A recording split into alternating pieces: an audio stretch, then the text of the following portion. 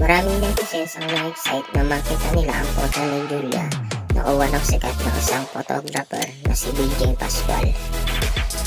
Pero during the video, nag-usap rin sila at binalikan nila ang unang pagkakakilala at nagpasalamat sa isa't isa. Pag-usapan rin nila kung paano dinidin ni Julia ang mga basyo, lalo na ngayon na si Julia at Gerald ang laman ng usap-usapan sa social media. At ayon kay Julia, importante na malaman ng isang tao kung ano ang nagmamatter at ang hindi. Sinasabi din niya na hindi siya naapektuhan dahil hindi niya kilala ang mga basyo. At ang opinion ng mga ito ay hindi importante sa kanya. Mas importante kay Julia ang opinion ng kanyang pamilya, hindi ng ibang tao. Sanay na rin na nasa spotlight ang kanyang pamilya, lalo na ang mga tita niya ay artista rin. Napansin din ng mga netizens na may plano na mag-settle si Julia.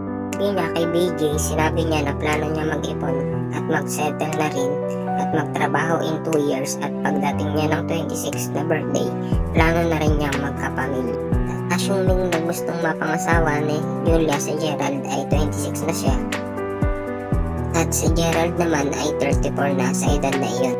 Sinabi ni Julia na simple lang ang gusto niya, kundi magkaroon ng sariling pamilya, at ito ay dahil sa kanyang ina na pinapakita ang relasyon sa kanya at kanilang mga kapatid.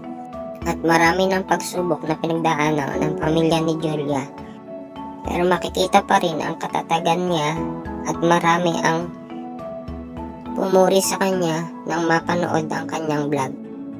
At ito ang isa sa mga comments na isang netizens.